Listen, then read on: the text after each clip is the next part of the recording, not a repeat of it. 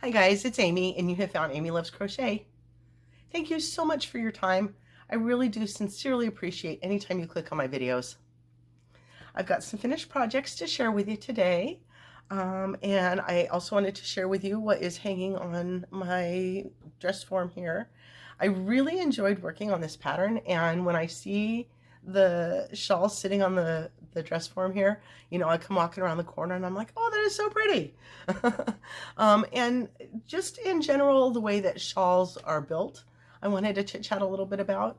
So, as you may have seen, I'm participating in a shawl share, and the person who I was creating a shawl for requested a boomerang or a crescent shaped, which I don't know that I ever really searched specifically for before, but in acknowledging that there is that shape that cuts out some of what's here, you know, it's shaped this way so that instead of just straight across shawl, a lot of the shawls that I make to wear in front, or that I would prefer to wear in front, are a regular straight across the top shawl. So you see there's so much more coverage here, whereas with a boomerang or the crescent type shawl, you work the piece works in this direction. So this part lays, you know, pretty much kind of flat or whatnot as the rest of it. You're not going to have all this extra up here because of the way that it's designed. So that was a really fun thing for me to like acknowledge in the moment. Maybe I knew it before and just wasn't thinking of it, but I was like, oh, yeah. You know, most of what I make has so much extra up here. So to really focus on the fact that let's create that, you know, that dip down in the neckline part so that when it wraps around, it's not as bulky here. Brilliant. So that was a lot of fun, you know, to kind of acknowledge that. And it put me kind of into the mindset of, I know that I work with, this is a DK 3-weight yarn, and I work with a lot of now 1s and 2s and 3s as well then as worsted weight 4s. And but in making my smaller weight yarns into neckerchiefs or whatnot, I like to call them shawlettes and stuff. Those types of things that I make are generally with a smaller weight yarn. But there are people like Fiber Spider and a million others. I mean, I just go to Fiber Spider when I'm going to do a shawl in a worsted weight because I know that he uses Red Heart a lot, and you know, he kind of stays middle of the road for the majority of the people to be able to do what he does. So I did want to pick up after having worked on my shawl, my project for Sydney. I wanted to do some worsted weight work. And as you know, I've been trying to work through my yarn. I am not going to buy any more yarn this year. That's my attempt anyway. And so one of the bundles or one of the cakes that I had here for a while is Caron's Big Cakes. And I absolutely loved this yarn.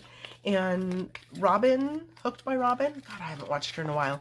She has a video tutorial for a blanket, a lap blanket using these cakes. And the first time I found that, I just fell in love with it immediately and have made multiple blankets with that pattern out of Big Cakes. The label here I just saw is not a date, never mind. So I had this last one. I don't remember when I got these or how I got them, but I loved having them, and I was super excited every time I picked one up to use it because the weight of the yarn, the feel of the yarn, the wrap of the yarn, whatever you want to call it, I just really like this fiber. And so it is 100% acrylic. It's a worsted weight 4. They suggest a 5mm hook, and these giant cakes are 603 yards for 10.5 ounces. So they're really rather big. And this cake, I was just waiting. It was my last cake of the group. I really wanted to find the right pattern for it and not do another one of Hooked by Robin's Big Cake blankets. And so I had one cake and a little bit more. And so what I found, the pattern that I found to make, is from the Crochet Crowd from about 6 years ago. It's called an asymmetrical scarf or a millennial shawl. And rarely do I find my one and only cake the tutorial is made up in the same colorway, and this one's boysenberry. And so I really enjoyed seeing, maybe the tutorial wasn't done in the boysenberry, but the example picture for the pattern was done in this colorway. So it starts off as asymmetricals do, as a skinny little point, and you grow on one side and decrease on the other. So I'm starting to cook myself right along, and almost right away I've got some bleed through. So in this, what should be all off-white, I've got these blue, purple, and blue spots. And then it goes back to the cream. It's kind of a cream color. So I was a little bit frustrated about that. But what are you going to do? I wasn't going to rip it out and, you know, cut all that off and just have this as a waste. So it is what it is. So it's a really, really nice little pattern. It was very, very easy to do. You've got a row of double crochets and then a row of crisscross stitches. And if you just saw the, was it the hooded cowl that I was working on that was cross? Maybe it was that had some crisscross stitches in it, but they were cables. And so I had some kind of issues thinking about, am I going in front? Am I going in back? And so doing another crisscross video, pattern right after that is kind of like getting back on the horse, right? So the colorway works out very, very nicely. It's like this cream color, and it goes to like this light pink, and then the kind of an aquamarine, and then this purple, and then this beautiful blue. This is my most favorite color of this colorway, and there is, I feel like, the least amount of it. So then you go right back to into the cream, and then into the pink, and then into aqua again. And I wanted to end it on that gorgeous blue, so that's what I did. And in his video, in Mikey's video, we start the very first row down here with single crochets, and then he says you want to end on the double crochet row so that it matches. So I can appreciate that we don't want to end on the crisscross row. But when I was done with my, what was going to be my last crisscross row, instead of double crochets, I just did single crochets again at the top so that it truly would match, because that's what Amy's brain needs to see. So just like any asymmetrical shawl, there's a million different ways to wear it. And so you would put the point of it down here and the curvature part up at your neck. And then any way you want to rotate, there are a million different ways. You know, you could put a pin in it, stick a pin in it, come back to it later. You know, off the shoulder. These are sometimes long enough that you can wrap it all around again. I mean, it's really up to you how you would want to wear that. So I'm kind of warm in my corner over here. I won't continue on with that. I think that Moogly has Tamara Kelly from Moogly has a video out there on how to wear asymmetrical shawls.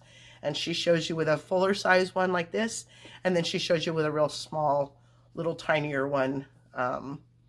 So it's good to have both of those kind of examples on how to wear it. But yeah, so it comes down with a point here, and this side's a little bit shorter, and then this side is where it goes long and skinny, and you're decreasing down to, I think there's 4 or 5 here.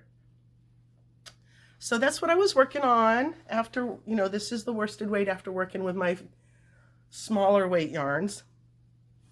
And I did that with a 6mm J hook.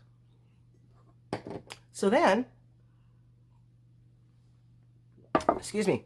So then I wanted to work the rest of the yarn. It was again one of those where I kind of finished the project up, finished the yarn up, kind of wrap that whole thing, and then I can move on from the big cake episode. So which one did I make first? Now I don't remember. 1, 2, 3, 4, 5. 1, 2, 3, 4, 5, 6. Okay, this one I made first. So again, I wanted to work on a hat, and so I went down to a 5mm hook. And I wanted to incorporate the same stitches that I was using with the Millennium Shawl and incorporate that into a hat. So what I did is a standard increase of 12 to 24 to blah, blah, blah, up to 60. And then I just started with what I did. I was trying to find the seam. You kind of get the seam no matter what. And so this was my way of, the seam's coming along here. And so what I did was I did a single, an individual double crochet in between my crisscrosses.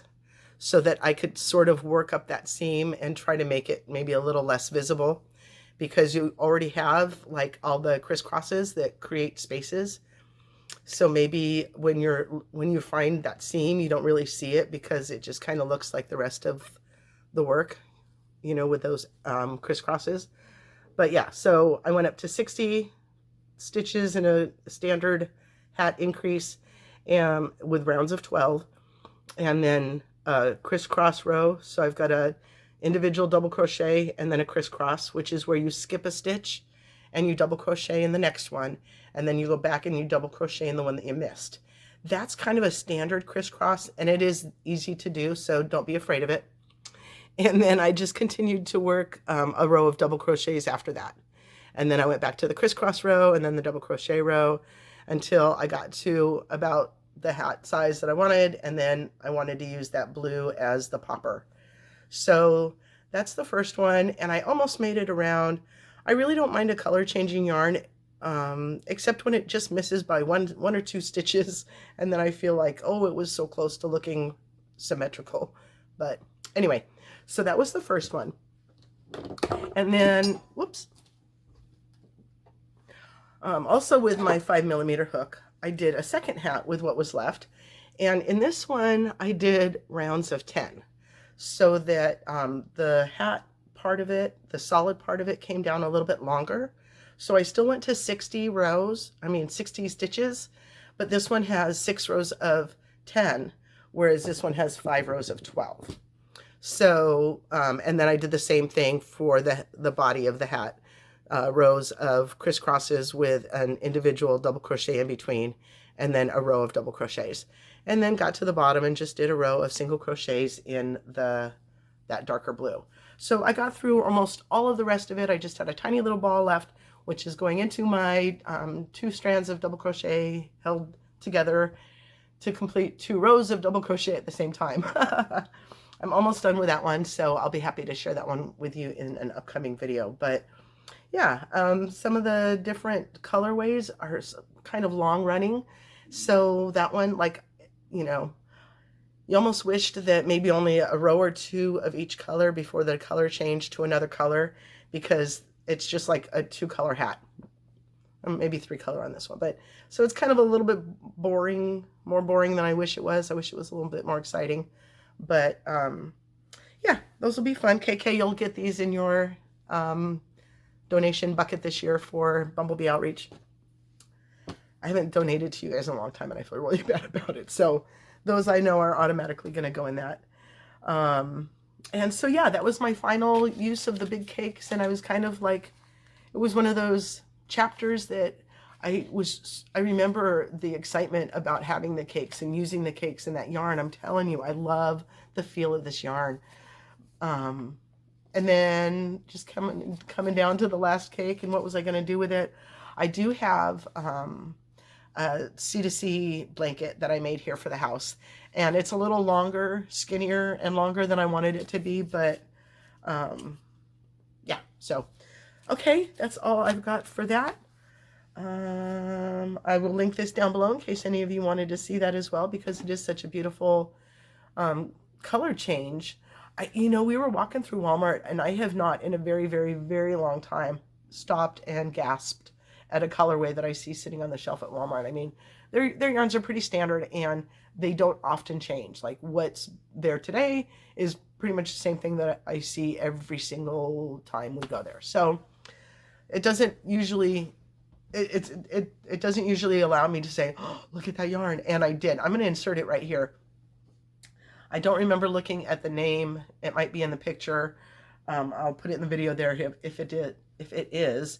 But I enjoyed the way that this turned out so much. I was kind of thinking, ooh, I want to buy this yarn. And like I said, I haven't done that in Walmart in a very long time. But I'm on a yarn buying ban, so I did not buy it. Yay, good job, Amy, good job. All right, I'm looking at the calendar, looking at what's coming up ahead. This is my birthday month, so I want to make sure I do something yarny special that wasn't last month or isn't going to be next month.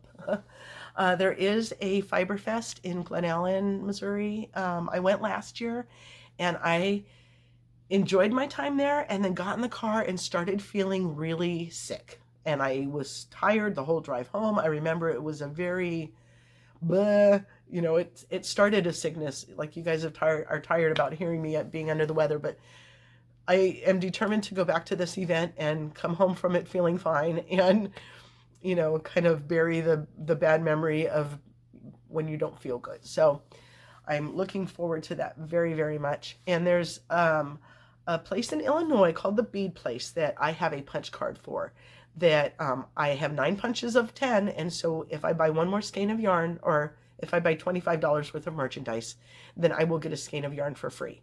And so it being my birthday month, I determined I would break my no yarn buying rule to participate in that. It is kind of like it was on the yarn crawl, and I don't know that, you know, I've done the yarn crawls, and every time I have to drive it over to Illinois, it's kind of like makes a big day for me, or I have to plan a big old long trip, and I'm like, if I can trim some of the locations out, I think I'm going to. And so this was a place I felt a little committed to because I had that punch card and gotta complete my punch card and get my freebies. So it happens also to be their 100th birthday.